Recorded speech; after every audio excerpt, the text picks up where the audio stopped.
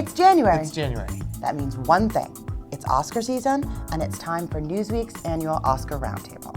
How long have we been doing this? We've been doing this for about 15 years. We do it on the weekend of the Golden Globes when all the stars are in Hollywood. When they're on a set, they're actually acting, and then when they're at home, they're with their families. So this is really a chance for them. Or boozing it up. Or doing other things. So this getting is a arrested. chance for them to really get to, talk about what it means to be an actor. And I heard that this year was a really great Oscar Roundtable. Who was there? Okay, so it was Annette Bening, Natalie Portman, Michelle Williams, Colin Firth, James Franco, and Nicole Kidman. And baby Portman. Natalie Portman yes, she's pregnant. Okay, so belly was there. Everyone was talking about her belly backstage and talking about what she wanted to do as a mom, and someone asked her the gender of her child, but she didn't say. She said she didn't know. She's like superstitious, right? There was a lot of baby talk. Now, how come you didn't get the scoop about Nicole Kidman and her kid? Well, Nicole Kidman didn't tell anyone about her kid. It was a secret kid. 2 days later, she shows up and announces it to the world, but she didn't tell anyone. Sneaky actresses and their sneaky babies. Okay, I don't think people really understand what the round table, I don't know what it brings out in actors. I want them to see kooky bits from previous years. Yeah, definitely. Yeah, so let's look at some other moments. All right, you ready? Yeah. Okay, sure. great. For one weird request, and I hope this doesn't embarrass you, but I've been looking at your toes for the whole time. Me too!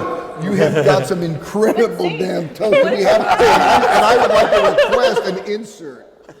What is that? They're flexible. She has anything with them. You notice? Yeah, she can move them one at a It is time. just incredible. Is it just me, or is it a little weird to watch all those men flock to Carrie's toes? What were they doing? What happened was Jeff noticed that Carrie had been wiggling her toes the entire time. Jeff Bridges is very observant when it comes to toes. And so when it was over, he went over and, wanted to get a closer look. I didn't mean to embarrass you. They're really quite incredible. I know that. I think he has a foot fetish. Not that that's a bad thing. It's totally cool nowadays. No, it was funny. She wasn't she wasn't scared. She liked it. She thought it was funny. You can do that with them. Look at that. But you can move them one at a time. I can't do them the same time. Look at that. Have you ever dated anyone with a foot fetish? My toes don't wiggle out of control. And I always wear closed-toed boots. So do I.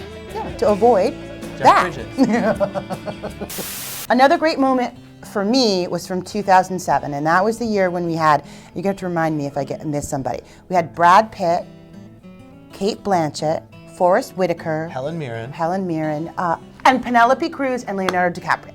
Okay, and so it was full of great moments, but my favorite is Penelope Cruz on being called a whore, or Penelope Cruz becomes a star. Okay, take a look and see. It's not exactly what happens, but yeah, take a look and see. I assume it was overwhelming to become famous like that overnight, though, wasn't it?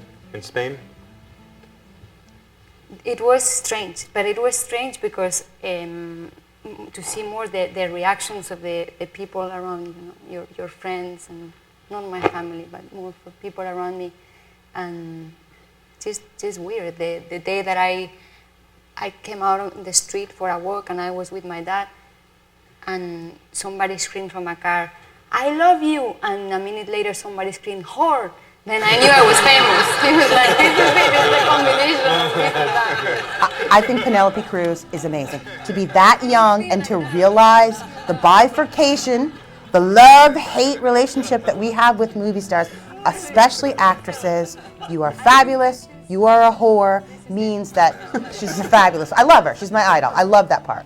And I've never seen Leonardo DiCaprio laugh. That's the first time I've ever seen him laugh. He doesn't laugh in movies. He does very serious movies. He needs to do a romantic comedy. No, he doesn't. Like a fun movie, I think. That is terrible advice. Do not take it. Do not do that. You could do Shutter Island 3. One of my favorite Oscar roundtables as a whole was 2009 because you had two reformed bad boys. Let's take a look. I go to Japan, so stoked. Iron Man's opening there. I'm like, dude, this is it. It's my walk of fame. I go there. They go, please, a small problem with your passport. Links up to some incredible criminal. I'm like, yeah, but I'm called. Well, you did not make a claim of said activity. I was like, oh, look, I retired, my assistant. All right, we would like to interrogate you. I was like, interrogate? And she started etymologizing. So, were you in jail or prison? I go, both. How long? 16 months. Blah, blah, blah. Do you know the name? Well, the first infraction you had in 1995, I was like, you know what? It's hard for me to hold it because I've been arrested so many times. She goes, right, we cannot allow you enter the country. They decide 6 hours later that I can come in to do the press. But I must please never come to Japan again. All the best people get kicked out of Japan, except for Paris Hilton. Have you ever been to Japan? No, no, because I'm But not they going to would- go. They would kick you out because you're among the best people. I'm going to go back a year and talk about 2008 when Britney Spears was at the Roundtable. She wasn't really at the Roundtable. She was at the Roundtable a lot. She was a story at the Roundtable. By George Clooney. That's like practically at the Roundtable.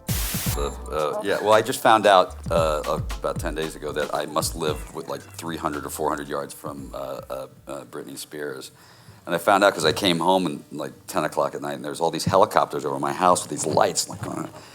And I was like, I'd gone upstairs and I came out and I'm in a robe and all of a sudden I see all this shit going on and I have a guest house where my assistant sometimes is and I think someone's broken out of prison and is like escaped and is, because it's a chase scene. It's out of, Die Hard. And I'm like, I get my baseball bat, which is what you always get in every film. Always works. I actually think Clive Owen said, get a baseball bat. Get a baseball bat and act normal. And act normal. And I called up my assistant, who I thought was in the guest house, and I said, are you okay? And she's like, it was like 11 o'clock at night. She's like, yes. And I said, if there's someone in the place, say the word Stonehenge. And she's like, what the are you talking about? She goes, I'm in my apartment. I go, you're not in the guest house? She goes, no. And I'm like, what's going on? And I go out and I run around with a baseball bat in my robe, like, and it's, Britney Spears' house apparently is like, 300 yards from mine. So now I have to move. I have only one question to ask about that story. Yes. How can you move into that neighborhood? Close. No. Please leave Britney alone. My all-time favorite moment of every single Oscar Roundtable Newsweek has ever done is how stripper saved Brad Pitt's life. Started his career. Let's take a look. Yeah, the stripper job actually was really important because, God, did that sound stupid? No, I did it for a couple months. It was really interesting. It was a really strange introduction to LA, but a really interesting introduction. And my job was to drive them, and then it was for bachelor parties and things like that. I'd pick them up, and sometimes they'd be crawling out their back window because their boyfriends didn't know that they were doing this.